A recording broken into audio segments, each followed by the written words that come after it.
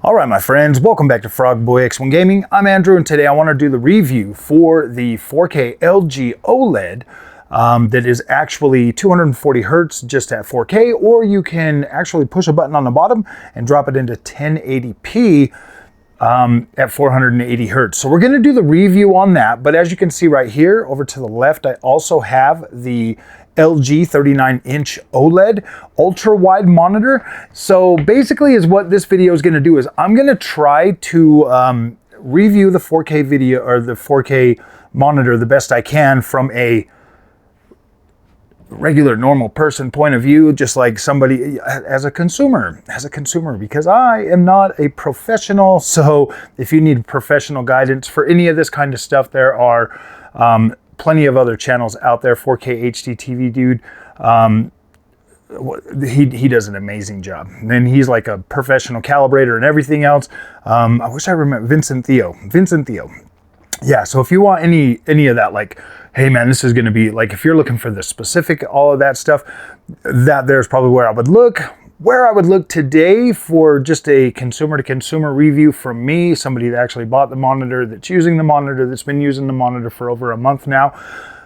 I can try to get you as hyped about this monitor as possible, man. I mean, I can do my very, very best. And honestly, that's pretty much, you know, if you're watching this channel, that's probably what you're looking for. And then I will answer the question, if I absolutely was forced to choose one of those two, which one would I take? So stay tuned for that. So let me bring you in a little bit closer, because I like to get you up close and personal and in my all up in the thing. So this is the LG. It's a 32-inch OLED monitor. Now it's a WOLED monitor, meaning it has a white pixel. So as you can see, if you've got like the white bar across here, or you know, you're watching TV, you got like CNN, you got all the really bright white you know, banners and stuff, is what the white pixel does, to my understanding and trust and believe. I take full advantage of it, and I stress my monitors. I leave them on, like always. I don't turn them off or nothing. I leave them on. And if they've got static pictures, I leave them there. Because why? It's in my best interest as a YouTuber to like get to 14 months, 15 months and be like, oh man, it burned in. You know what I mean? It's in my interest to make content. So we test the theory. Now, I do let them always go through their cleaning cycles. They do have the pixel shift technology, all of that stuff on.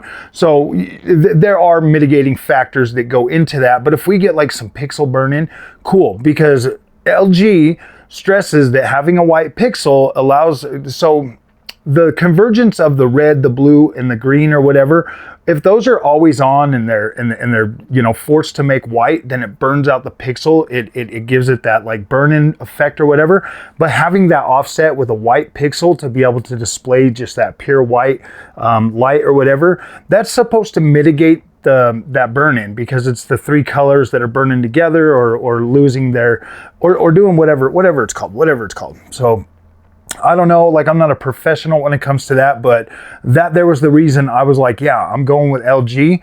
That there gives me that, you know, peace of mind. Whether the technology works or not, that gives me that peace of mind. And in my mind, that seems pretty logical. You know, if you've got a white pixel displaying white, you know, like look at your regular LED lights. You know, if you've got a white LED light, it stays white all the time. It never really changes color. I don't know. That's just the way I think about it in my mind. To me, it sounds logical, so I'd go with that. Not to say that I believe every little bit of marketing, but I do. I have faith in LG. Every product I've bought from LG has been a solid quality product. I like them. I absolutely freaking enjoy them. They're easy to set up. They're very, very nice. Now, the next thing that I want to talk about is the matte finish on both of these monitors. Now, as a content creator, I always seem to find myself, you know, with lights on or not in a dark room. Always, you know, there's always lights on around me, you know, whether I'm playing video games or if I'm live streaming or something, you know, like there's always light. So having the matte finish on there gets rid of all the glare, gets rid of all the reflections, gets rid of all of that stuff that's super distracting, at least for me. Some people might not care about that kind of stuff, or maybe you're just in a pure black room the whole time and it doesn't matter. Then you'll be able to take advantage of that. But for me, having a matte finish is a deal breaker. Like, I have to have one. I had that LG C2 in here that had the glossy finish on it, and that thing used to annoy me so freaking bad when I was trying to do editing on it. I literally would do all my editing on a much smaller monitor because of that glossy screen, because it was just annoying, you know. Or having there and I'm sitting there filming a video and I turn around and I can see like the glare and all of that stuff. So yeah, there's definitely a case against it, there's a case for it. But the main complaint that I hear is that it affects the colors.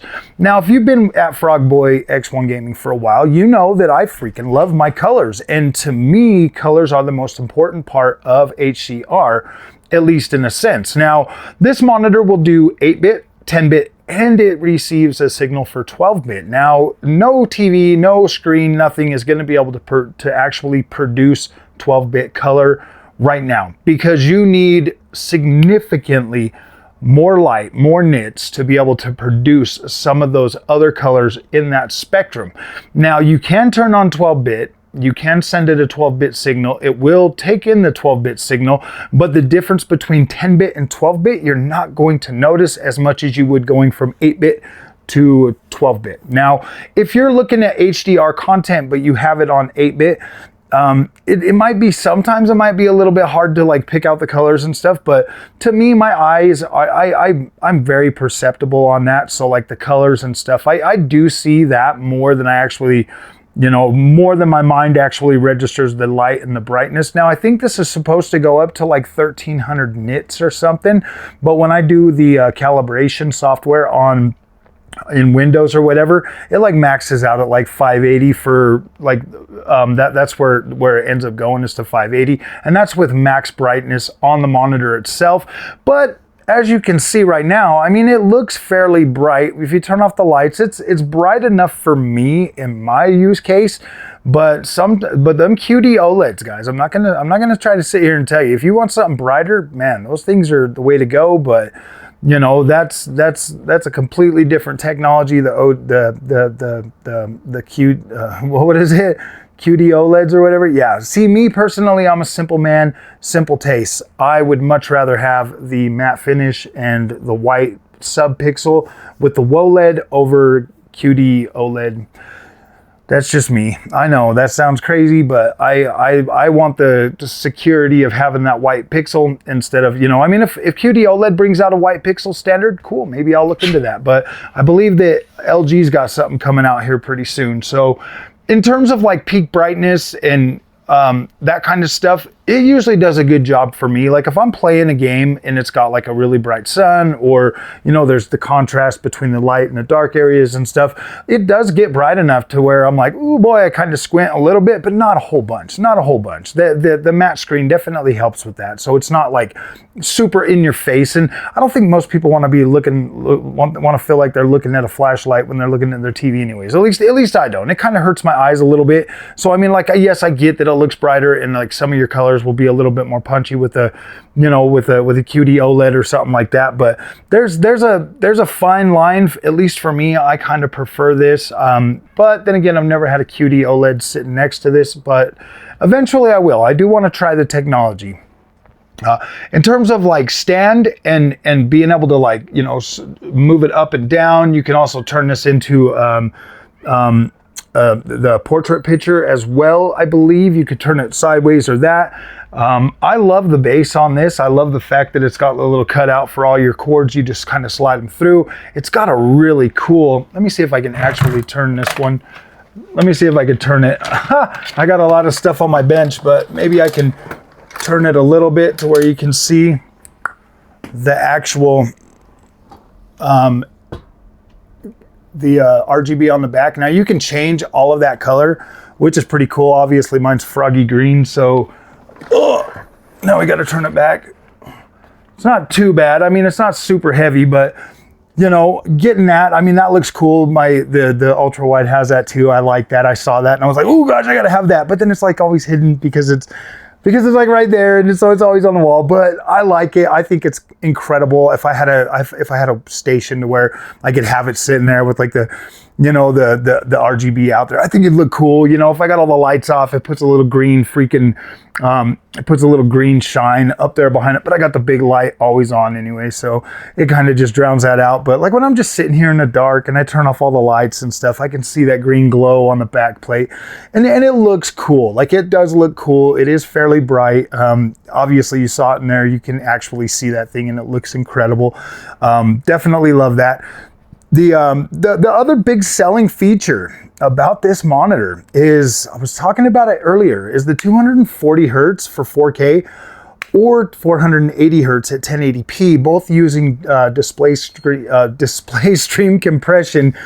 You can also turn that off so that you can just get real one-to-one, you know, data driven through your HDMI or through your DisplayPort. Usually it cuts it in about half, so you get, I believe it's like 144 hertz if you're doing 4K, and I think it's 240 hertz at 1080p or something if you turn off display stream compression, which at the end of the day is not like super bad. Like, I mean, I look at that and it does. Everybody says that it doesn't affect the overall image quality. It does. It does. Like, if you turn it off, you notice immediately that your picture looks a little bit sharper. It looks a little bit cleaner. There's a little bit less ghosting. There's, you know, there are benefits to having display stream compression on or off. I personally leave it on because once you get used to it, it doesn't affect you anymore. Once you turn it off, then you see that, then you know the limitations of the monitor. It's going to be 144 hertz at 4K, or you're going to get your 240 hertz with DisplayPort, with display stream compression.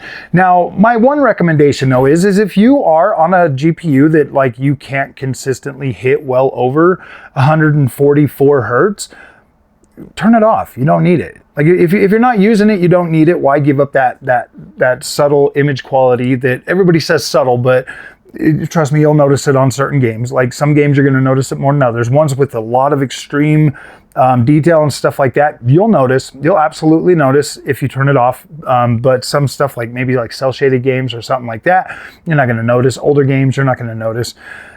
Any of that kind of stuff. Yeah. So it really just depends on what you're playing. I personally think that display stream compression is a good tool if you absolutely need that maximum, you know, frame rate. And with new technologies like multi-frame rate generation from NVIDIA, or AMD's fluid motion frames from AMD, or just regular frame generation, or even lossless scaling for that matter, you're going to get to use that spectrum on pretty much any GPU you got. So you're definitely going to want that. But when you look at it and what it produces, I think it's incredible. So when you switch this monitor into 1080p, and this is the good thing, okay? When you switch this monitor into 1080p, you still get your full-on OLED HDR infinite black contrast ratio.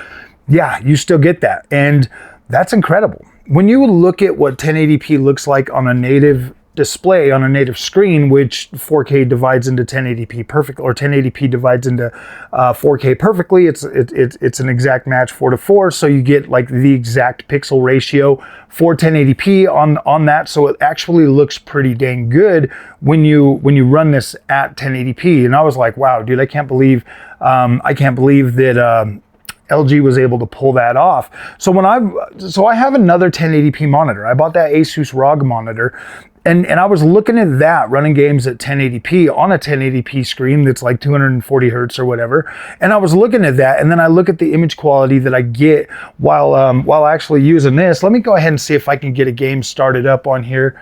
Let's go ahead and switch this over. See, you just push the button on the bottom, and then it should click over, and then you'll see the dual mode activated. And then if you go into your settings or whatever and you pull this up, let me get you just a little bit closer so you guys can kind of maybe potentially see this. Windows Update needs attention. I guess I'm gonna have to update that. So then when you're coming down here, you can see that the resolution now is 1080p. I don't know if you can see that exactly, but let me get you a little bit closer, and then I can maybe try to zoom in a wee bit and get it up there and then show you. So yeah, that should, in theory, let you see that a little bit better.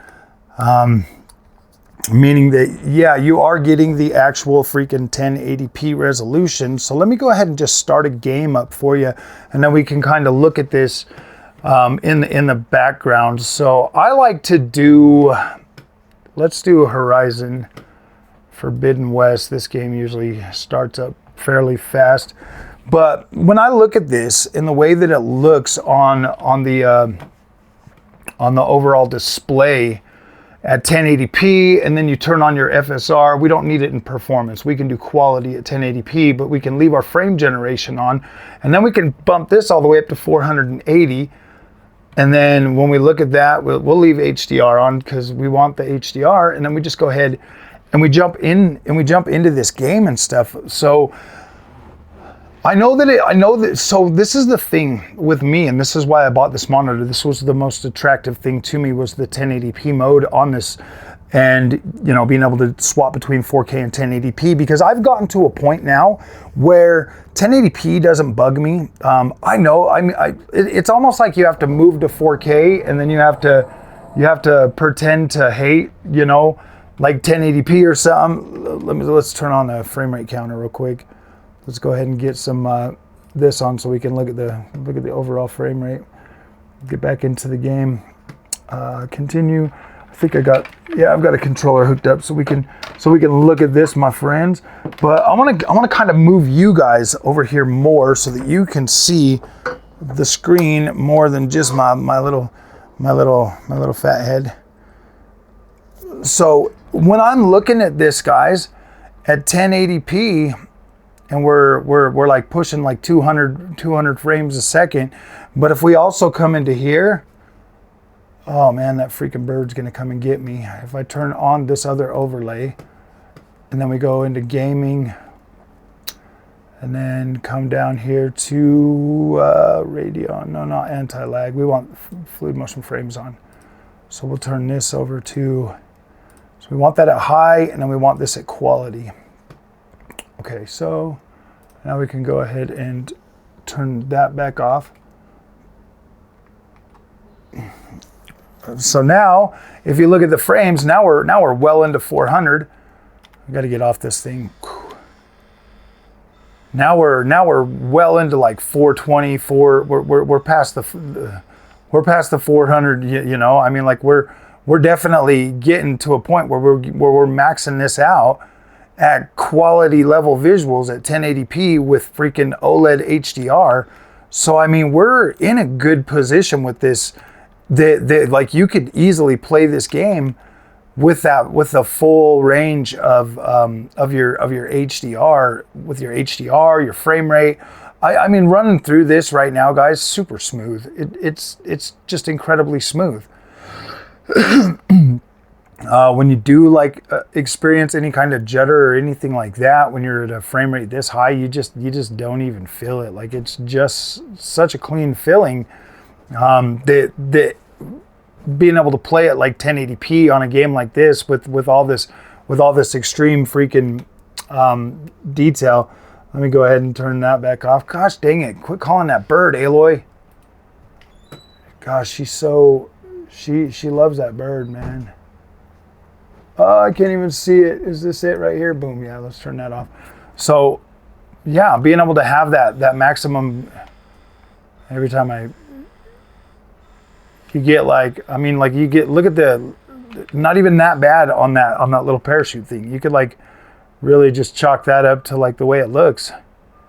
When you spin the camera and you look at the detail, the quality of the detail on here, like this really doesn't feel like I'm looking at anything less than 4K, to be completely honest with you. Like obviously when you look back there, you could be like, oh, okay, it looks a little bit softer in the background.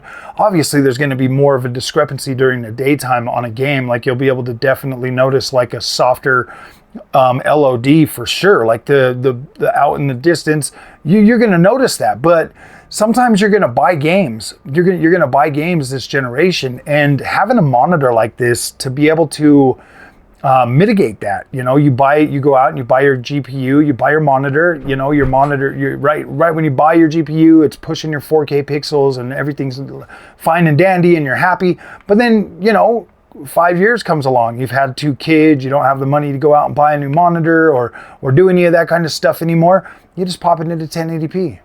And you keep playing your games at the same frame rate or better, and you still get to basically experience the way the games felt when you were playing. You know what I mean? So to me, having that ability to crank over to 1080p on your 4K display and still be able to get a respectable image quality, to still be able to utilize some of the, you know, the frame generation technologies of these newer GPUs, to be able to utilize HDR, which is an absolute freaking must for me. And not just any HDR, we're talking about OLED HDR, so that you get that infinite contrast ratio, you get that beautiful pixel density. Like it is absolutely freaking wild just how incredible OLED looks in HDR. I can't recommend this monitor enough. I absolutely think this is probably one of the most important buys that you could make today. Because yes, you want the 4K. You want to scratch that, oh, I'm a grown man, I work hard, I want the best. Boom, check mark, bing, you got it. You got your 4K. Then you got that 1080p. And see, here's the thing, guys. You don't necessarily need the 1080p. Like, you could always buy new GPUs to keep pushing 4K. But the thing is it's going to drive your curiosity just like it did mine. And you're going to be like, okay, I literally bought that Asus ROG monitor. I bought it for my ROG Ally so that I could play like Xbox One or Xbox Series or Xbox 360 games at 1080p native at higher frame rate. But I started noticing, I was like, wait a minute, 1080p on a 1080p screen with max settings looks sharp. It looks good. It looks good. And it's just the same way with 1440p. Like 1440p looks good. It's an incredible resolution. You get that clarity of the image. You get that, and you get that like full, like you get the clarity without having to push as many pixels, which is awesome. So you got that, and then you've got 4K, and 4K is a beast all by itself. It looks incredible. You have the potential to get very fine detail on a 4K display, but it also costs a lot to run that and push those pixels, and especially games that you're going to want to buy that are going to look that good and that high density pixel at 4K, those are going to be expensive games to run. So I get it. The 4K thing is absolutely incredible, and I 100% stand by this monitor and think it is absolutely the freaking bee's knees. I mean, as you can see, it's starting to get daylight. Let me get you some daylight action too on one of the most beautiful freaking games known to man. I mean, you can see my light over there. I think you can see that. Yeah, you can kind of see the reflection in it. But I mean, if this was a shiny, glossy screen, it would probably look even. Let me see if I can turn that light just a little bit. I'll turn the light so it's not glaring on there. But you can see that, just look at these colors. You look out across that, south, west, but the sun's coming up from the east. And then you just look at that, and my gosh, my friends, and having an AMD machine hooked to this, I can go right over here into the settings. I can go to display, and then I've already got my which one am I on? I think I'm on this one right here. Yeah. So if I just turn up my thing, it even gets more freaking bright. Like, look at that. That's like, boom, you got plenty of color on here. But I kind of control my brightness a little bit with this too. Like, it's at 0, but you can turn that brightness up. Ooh, gosh, that's terrible. Don't do that. Don't ever do that again. That was horrible. That was absolutely horrible. But I keep this here right about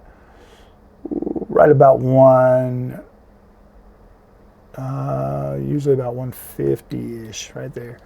I usually keep that about 150. I just feel like that gives me a decent overall image quality. And even at 1080p, even right here in the daytime, guys, like when you look out there, like that tree over there behind it looks blur, not blurry. It just like it's softer, obviously.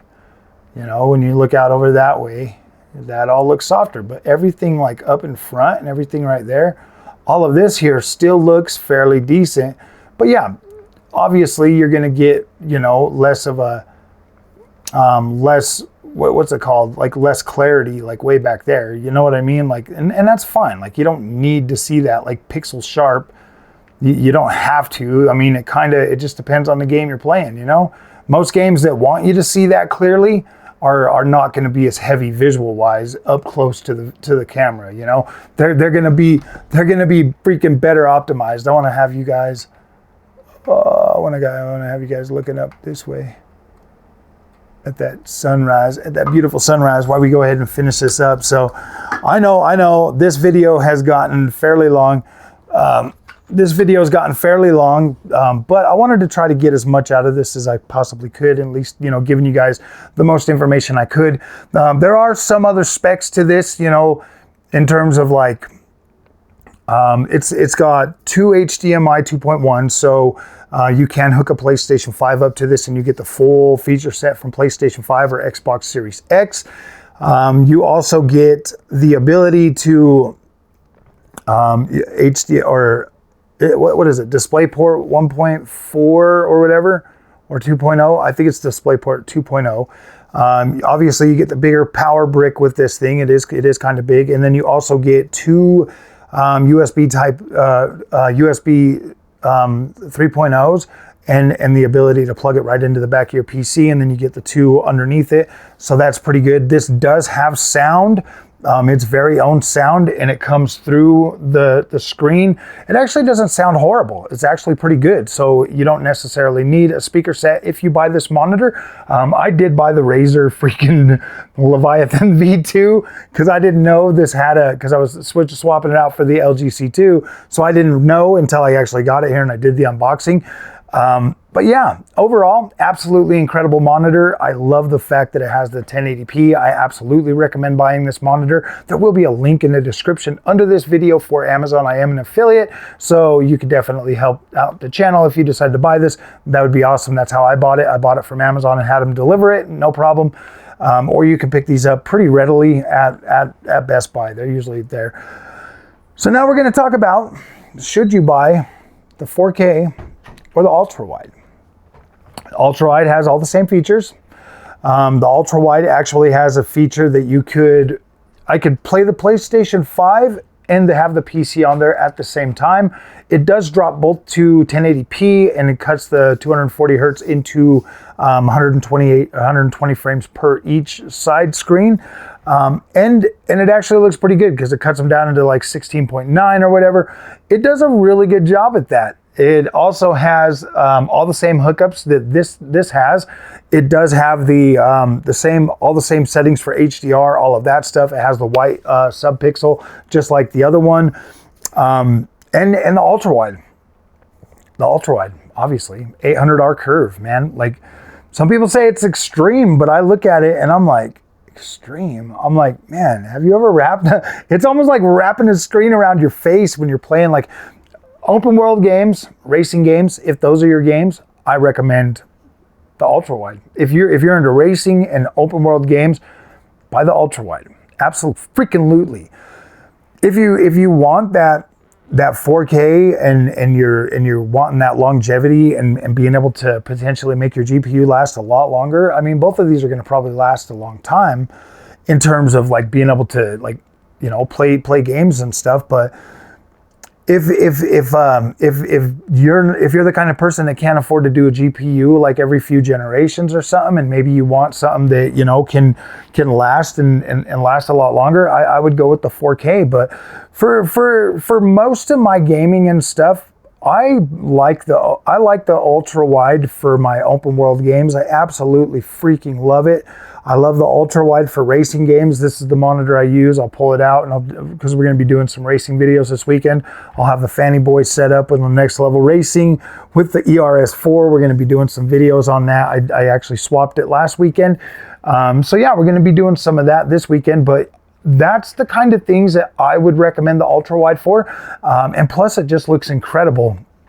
Having the ultra wide on your desk, like I said, it's got the same lighting feature as the 4K one. So yeah, man, I think the $999 for either one of these monitors, because they're both the same price. That's the reason why I would pick the ultra wide for your open world games. If that's like your main type of game, open world games or sim racing games, this monitor is going to probably serve you better because you get a much better, I feel like the immersion is significantly better on the ultra wide for open world and racing, whereas everything else, I mean, you don't necessarily need ultra wide. 4K is very good too, you know, and having that 1080p offset if you absolutely need it. So it is a very hard choice. But if somebody came in here right now and told me you got to choose one, me personally, I'm going with the ultra wide. That's just me. I play a lot of sim racing. I play a lot of open world games. So I'm going with the ultra wide. But that's going to have, you know, not all games are built with ultra wide in mind. You're going to get some that are going to give you the black bars on the side, you know, and most of my Square Enix games do that. If you want to hook your PlayStation 5 Pro up to the ultra wide, you're going to get the black bars on the side. Yes, you can force ultra wide on it, but it looks bad. It looks janky. So yeah, if you are somebody that has a console as well, get the 4K. If you've got a PS5 or PS5 Pro or Series X or Series X, get the 4K, because with the Series S you can drop it to 1080p, and with the you know, the other two, you get the full feature set, the HDR, the freaking VRR, you get everything. So yeah, it's there's a lot to freaking choose from, and both of these monitors are absolutely incredible. They feel built rugged. They look so good, so premium. I love the premium look of these. So yeah, man.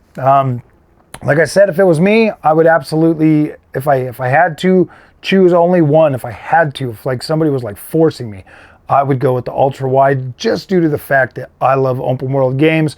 And I love the immersion that gives me with those. But I love the 4K too. I love the 4K one just as much. So thankfully, I really hope that nobody ever tries to force me, because I like them both. And honestly, if you've got the money to get both, do that. Because look at how those set up, man. They set up so nice. It's just like, it's so nice. Like, they look so good together. They do.